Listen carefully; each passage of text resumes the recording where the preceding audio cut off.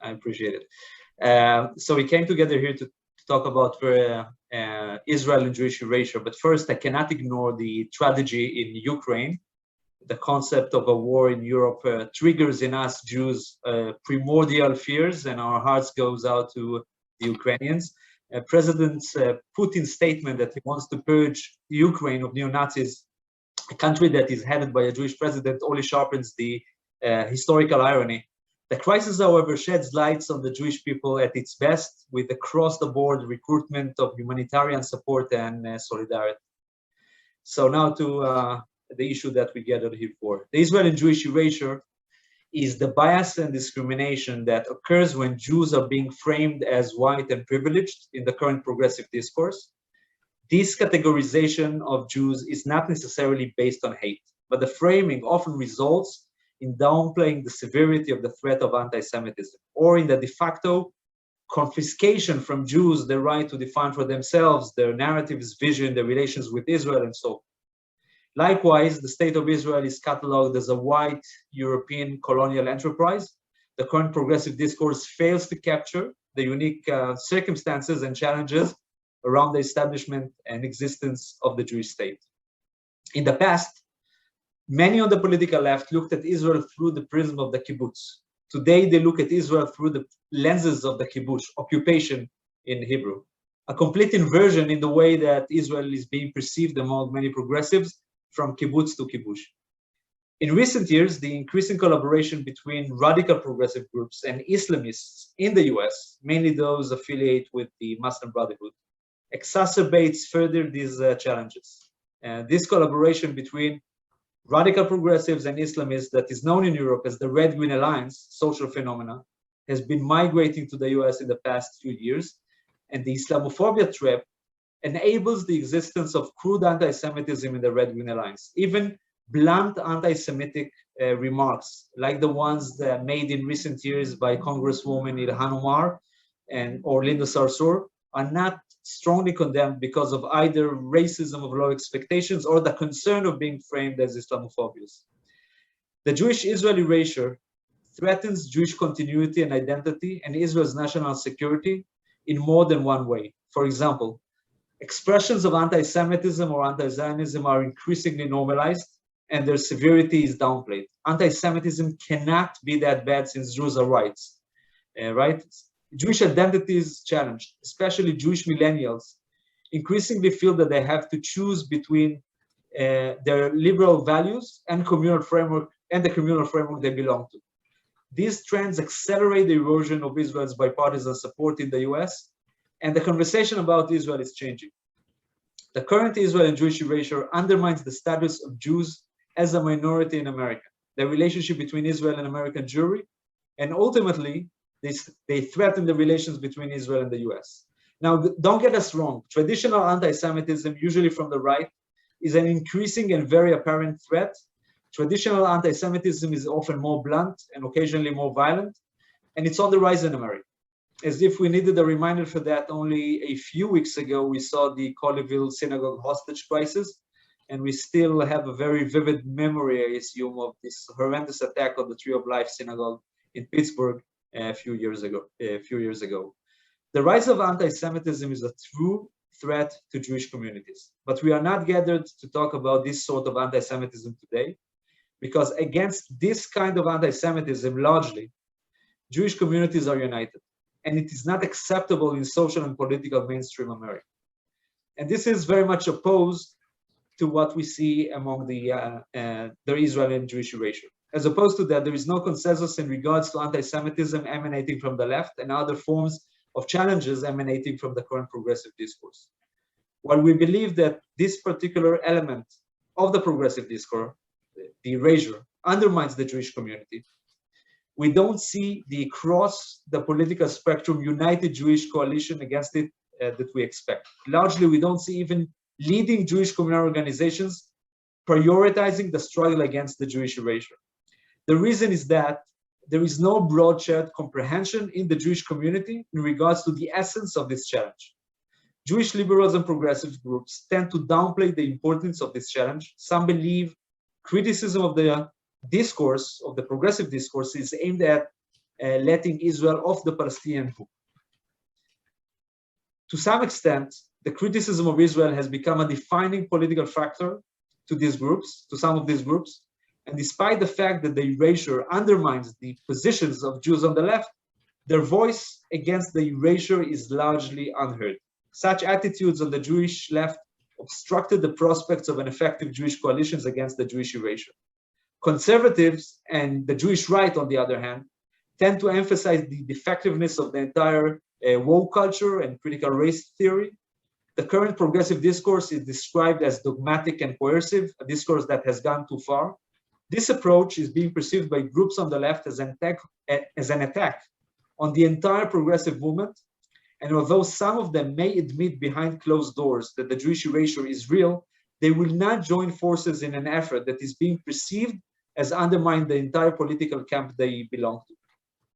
Looking at the entire progressive movement as the problem is turning the issue of Jewish erasure from being a moral issue to a political one.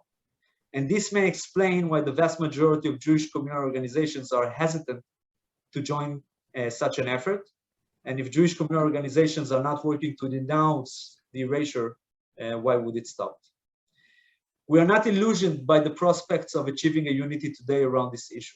In light of the polarization of the Jewish community and the growing gap between many Jews and Israel, we know that the total mobilization of the Jewish community around this issue, as was during the 70s of the 20th century in the attempt to release the prisoners of Zion in the Soviet Union, is not unfortunately a realistic scenario. But we believe that it is more than possible to create across the political spectrum Jewish coalition that will constitute a Jewish critical mass against the Jewish erasure. And we hope today's event will be an important milestone in this effort.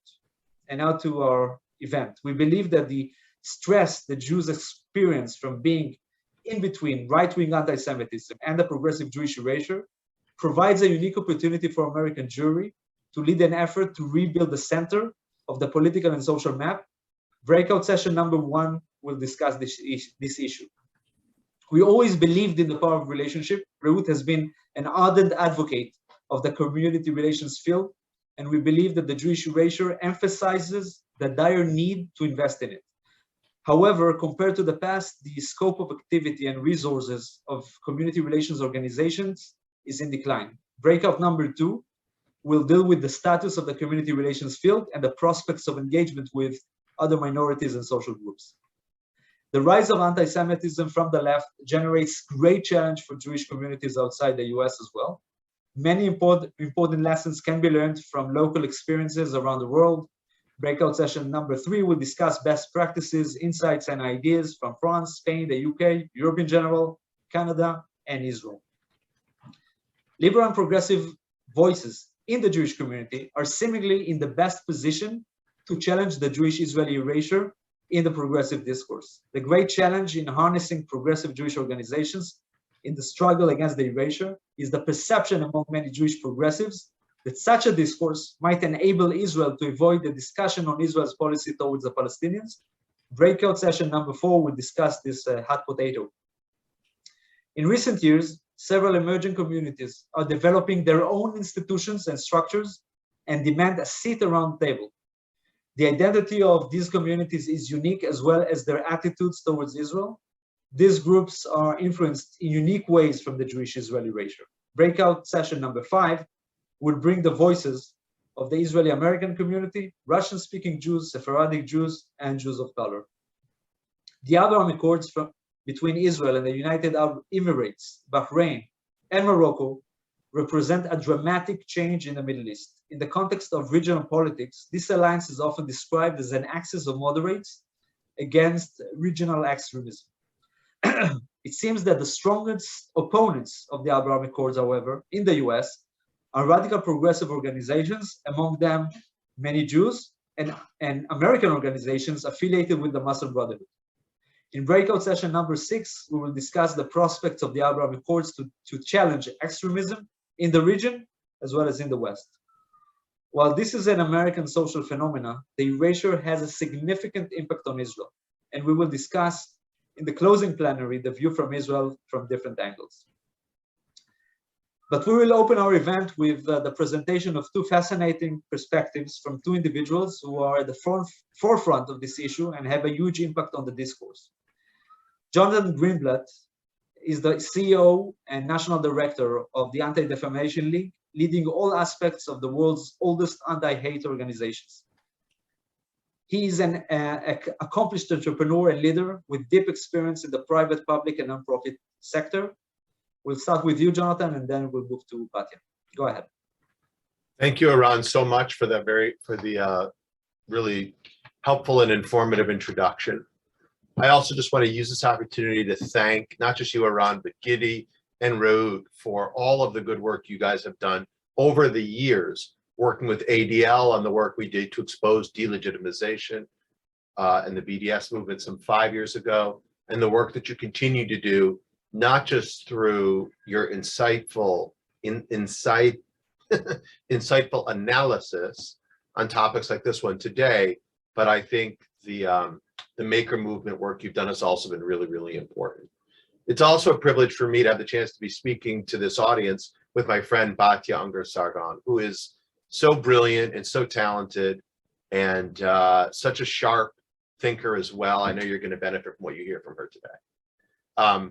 So it's nice to be doing this with you, Batya. So a few things. Why don't we just get started, if I might, with my remarks today by talking about reminding us of where we are. And for me, it harkens back to an op-ed that I wrote in the Washington Post last fall after the controversy with the Sunrise Movement, which was a good example of Jews being targeted simply for their Jewish identity. Zionism, quote unquote, was the pretext, but the real issue here was attacking Jews as Jews. And what I wrote at that time was that right-wing anti-Semitism, particularly, I was talking about it in an American context, is the lethal Category 5 hurricane threatening to bring immediate catastrophe. And it is, it's a bit of like a bomb cyclone that threatens your home and could kill everyone living in it in an instant. Anti-Semitism on the left, however, is more akin to climate change. Slowly but surely, the temperature is increasing. Often people don't perceive the shift, or they choose to ignore it, even in the face of oncoming storms that were once uncommon and now are prevailing. But the metaphorical temperature is rising, and the conditions threaten to upend life as we know it. And I think this metaphor is very true for the moment we're living in today. For many in our community, especially again in the US, the explosion of anti-Semitic incidents targeting Jewish institutions, individuals or buildings and such during the May 2021 Israel-Hamas conflict was shocking and unexpected. And we all know what we saw on the streets of New York and Los Angeles and London and Montreal and Paris and beyond. At the ADL, we logged literally 115% increase in incidents in that period of May 2021 versus the same period of time in May 2022. Our colleagues at the CST in the UK recorded more incidents of anti-Semitism in 2021 than at any point since they started doing it in 1984. That was a 34% increase over 2020, and again, their highest total they've ever seen. And the World Zionist Organization collected some information as well that they released earlier this year around International Holocaust Remembrance Day that indicated a similar surge around the world. But I think the incidents in May can be viewed as a stark manifestation of the dynamic that's been building, which is a consequence of societal shifts over time. And I think this current atmosphere that we're living in includes a societal zeitgeist that has placed the Israeli-Palestinian conflict onto the fault lines of polarization of our public discourse. It's exacerbated by the shorthand and the lack of nuance that we see in social media and the growing illiberalism and anti-intellectualism in American society. But more than anything, the steady drumbeat of decades-long demonizing rhetoric on Israel and Zionism that once was on the fringes has now really infected the mainstream. And language that we've all heard, apartheid, ethnic cleansing, white supremacy, genocide, that seeks to criminalize Zionism, to delegitimize the Jewish state, has now overflowed like sewage after a flood and is literally drowning the dialogue and drowning out what were once moderate voices. It's become so normalized that we see Hollywood personalities, political leaders, academics across the board, social media influencers, casually using these most extreme charges and making pronouncements about the Jewish state that echo the most hateful claims about the Jewish people. And the more widespread use of these terms has fostered an environment whereby Israel has become a toxic entity in many circles, and by extension, anyone connected to the state of Israel, including Jewish communal organizations that support it. They are sullied, they are shunned, they are held out as sinister manifestations of a broader plot, as if Israel and Zionism were literally cut and pasted from the protocols of the elders of Zion. And the inability of progressives, not all progressives, but many, it would seem like an increasing number, to confront the obvious hypocrisy here, whereby, again, the one Jewish state in the world is accused of every evil under the sun, and an erroneous conflation of racial and power and historical dynamics is all imposed on the Israeli-Palestinian conflict. And we've seen this where anti-Israel activists have made a case that criticism of Israel inherently it cannot be anti-Semitic. And they've influenced civil libertarians and they've influenced people in public life, leading to a refusal to recognize that anti-Jewish tropes are simply being camouflaged and disguised as if they were legitimate political rhetoric. They are not. This is hardcore hate that has echoed through the annals of time in ways that I think create immediate danger for our Jewish community. And one of the most difficult aspects about the threat today is we see fringe activists in these spaces, including those from the Jewish community itself. Groups like Jewish Voices for Peace, groups like Not in Our Name, groups like If Not Now, and their media outlets, quote unquote, like Mondoweiss or others like the Electronic Intifada, serve to legitimize and frame this approach and reinforce these behaviors and pretend as if they speak for the Jewish community when they do not. And they are aided and abetted by a growing international campaign to cast doubt on Israel's legitimacy. And we all know what groups like Human Rights Watch and Amnesty have done, let alone multilateral bodies like the United Nations through its new Commission of Inquiry. Again, the narrative today is not that there's an issue with what's happening in the West Bank. The narrative increasingly is there's an issue with Israel as a country. And again, the criminalization of Zionism, I would attest, is one of the greatest moral failures of our time. The notion that the resurrection of a Jewish people and a movement of liberation that ranks alongside many other national movements of liberation has somehow been delegitimized to the point where its very notion has become a criminal act. And there's something so perverse and so profane in using terms like genocide or Nazi to demonize the Jewish state itself. It's the kind of conflation that would make the Third Reich proud. It's the reason why we see the extreme right and the fringe left absolutely overlap in the hateful language that they used.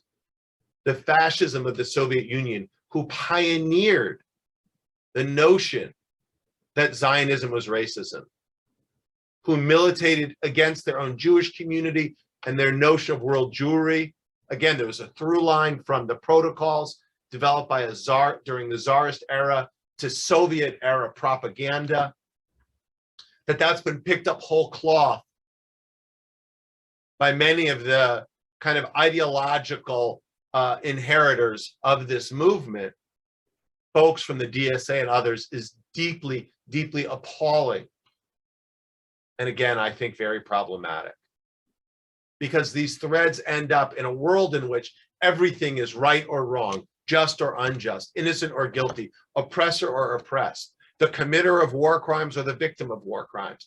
And we know what side Israel is placed on again and again and again.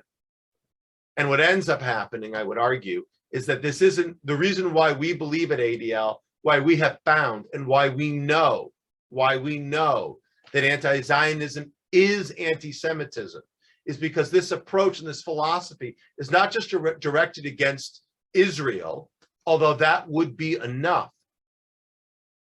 but against all who support Israel. It's not just about the Jewish state, it's about all Jews. Whether it is the intent or the outcome, the consequences are dramatic and dangerous for all of us.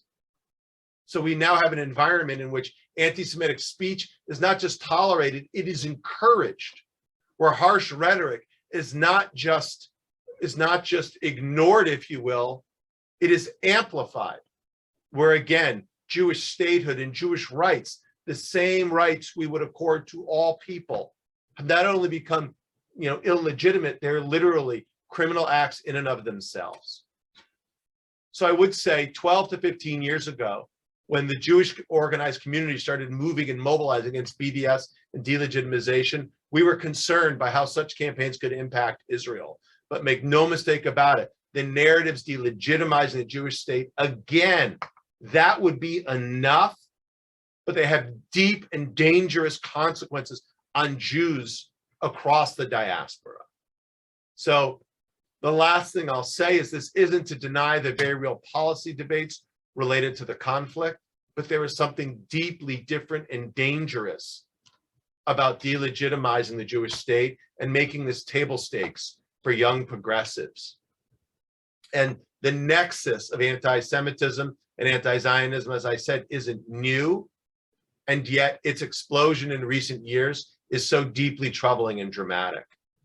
And when I say this is explosion, Reut has coined the term erasure anti-Semitism to talk about the elimination of Jews from the narrative of human rights, from the narrative of human progress. And we see this from the, Abbas's statements about Jewish history in Jerusalem, where he says there is none, it's been erased, to the efforts of groups like, the Sunrise Institute to erase the presence of Jewish organizations at a rally on DC statehood. I would suggest that all of this is related. And, at ADL, as we track anti-Semitic incidents around the country, we've seen Jewish students on campus erased from movements for racial justice, LGBTQ advocacy, and even more. And we've seen, leaders like Zara Ballou of the CARE chapter in San Francisco warn of the nefarious of, quote, polite Zionists, warn of the nefarious of mainstream Jewish groups like Hillel and ADL, and warn of the danger of, quote unquote, Zionist synagogues. So I'll conclude my remarks today by saying Zara Ballou might try to erase us. Sunrise DC might try to erase us. Others might try to erase us, but we will not be erased.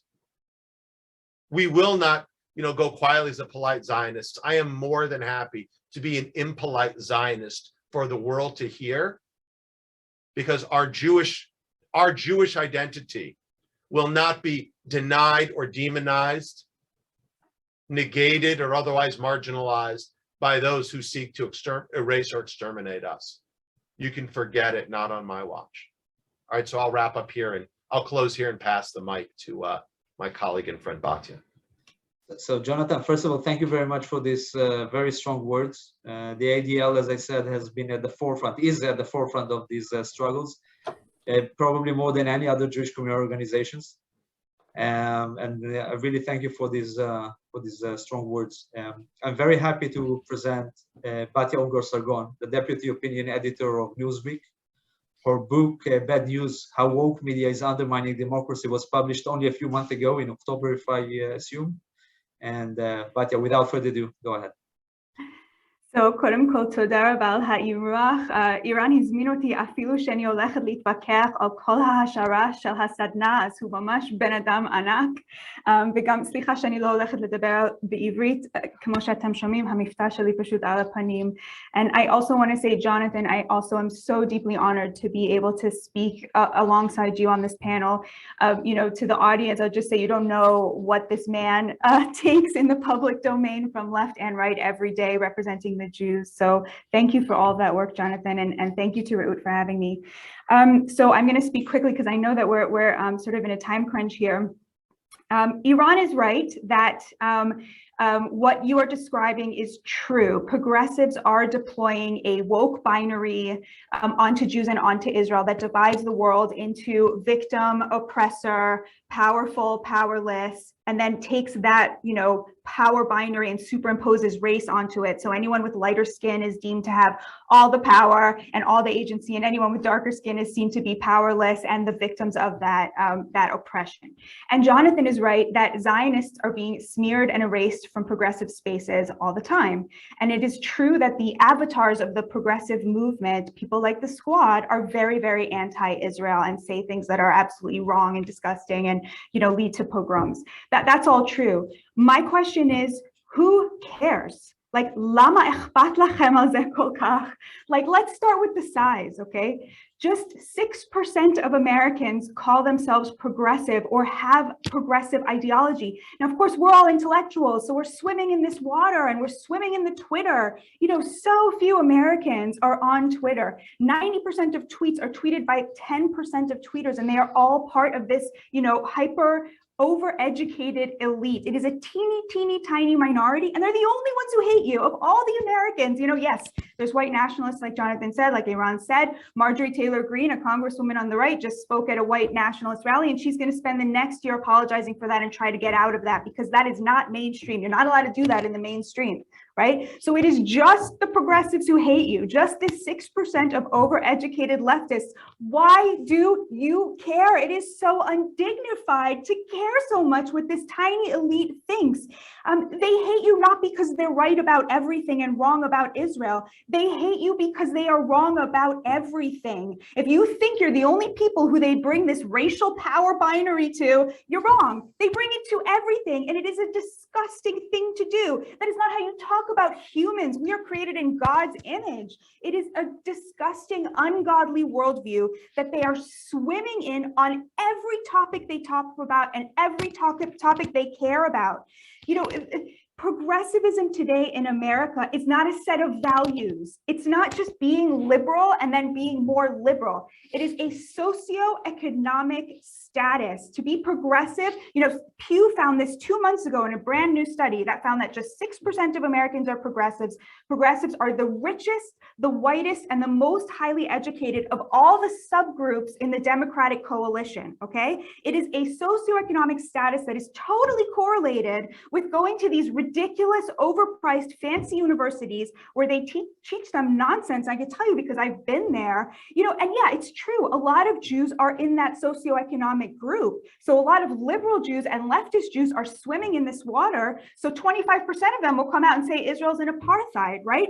Again, I say to you, why do you care? This is a problem America has. America has a problem with progressivism. This is not your problem, even though, of course, it feels that way because, you know, we're all swimming in this, you know, we are part of that elite. And so everyone we know, it feels like is part of it. But it's just not reflective of where the American people are. So I'm sitting there like trying to understand, why is this such a big deal? Like, why should you care why 6% of Americans who are wrong about everything are also wrong about Israel? Like, why this investment to try to change their mind on this thing instead of just saying, screw them? So I'm thinking, okay, maybe it's like a worst case scenario thing. What if they stop funding the Iron Dome? What if they stop providing aid to Israel?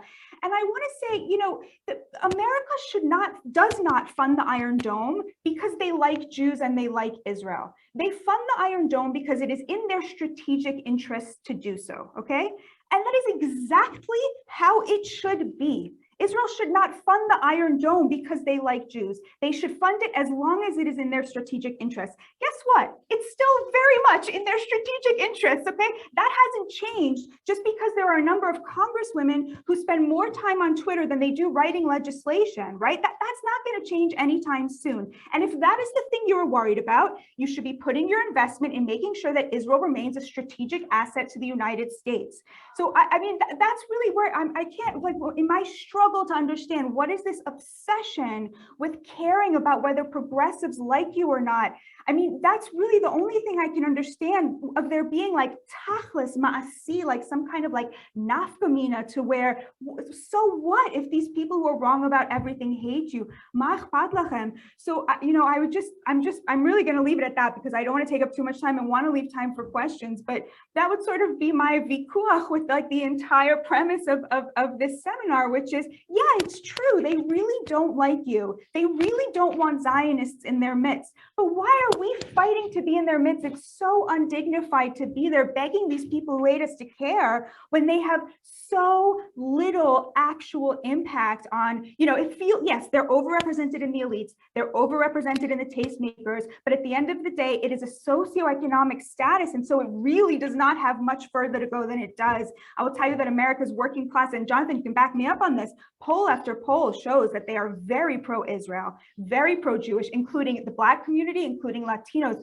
The number one predictor for whether a person will support the Palestinians more than supporting Israel is whether they've been to college. Progressivism is a socioeconomic status. It's a problem America has to deal with, but I would really urge you to put your efforts and your energies and your staying up at night in a more worthwhile thing to worry about. Thank you so much. Thank you so much, Batya. Your words are very loud and clear, and not only because we're happy to host you today at the end of the corridor. Batya has been a towering intellectual figure in this fight, and we are very happy to. We've been very happy to hear you. Just an example of an erasure. I was just notified that someone blocked our live on Facebook, submitting a dispute on music license. Clearly someone who doesn't like this conversation today. So we'll open it now to Q&A, and with your permission, I would like to use my position as chair, a very powerful position, and pose the first one to you both. What do you think needs to happen in order to mobilize Jewish organizations against the Israel and Jewish erasure? We'll start with you, Jonathan, and then sure. First of all, I'm very jealous that Batya went off in Hebrew at the start of this conversation. So I unfortunately cannot do that, but it just shows you her range and her genius. So for me, I mean, I don't know that I entirely agree, Eran, with the premise that American Jewish organizations are not fighting the quote unquote erasure of the Jewish community. I actually think that we are. I mean, I don't want to speak for every Jewish organization, but I know my organization, from everything like the ethnic studies battle in the state of California to battles behind the scenes on the platform committees of both political parties to, that happen that happen on a quadrennial basis ahead of a presidential, to the work that we're doing on a day-to-day basis on the ground in communities when it relates to making sure that Holocaust education is included in a local school district's curriculum, or making sure that the Jewish perspective is taught, and is the Jewish students, like we're dealing with an issue at Duke University where a Jewish pro-Israel student group is being denied entrance. We're fighting this on a day-to-day basis. Whether or not all Jewish groups are using the term erase of anti-Semitism, I don't think that's material. What is material is the effort. Now, the real question becomes, again, to kind of like Batya's point, I agree and disagree with her. I don't disagree with her that like the lunatic fringe is very small. The trick is, how do we keep them on the fringe? And how do we keep these ideas from infiltrating more and more closely and seeping in more generally? So to her point, I think that the data is really quite encouraging about where like mainstream people are in the Black community, but I've watched the BDS movement make inroads in Black churches. That's a problem. And so the polling today may be something of a lagging indicator. So I do think we need to be thinking about, how do we move upstream? So like the Sunrise thing is a downstream demonstration. Upstream is, how do we make sure that, again, Zionism is taught effectively and honestly in a fact-based way in these on college campuses. Because even though to Batya's point, you know, and I think the numbers are something, Batya, you might correct me if I have this wrong, like only 25% of Americans have four-year college degrees.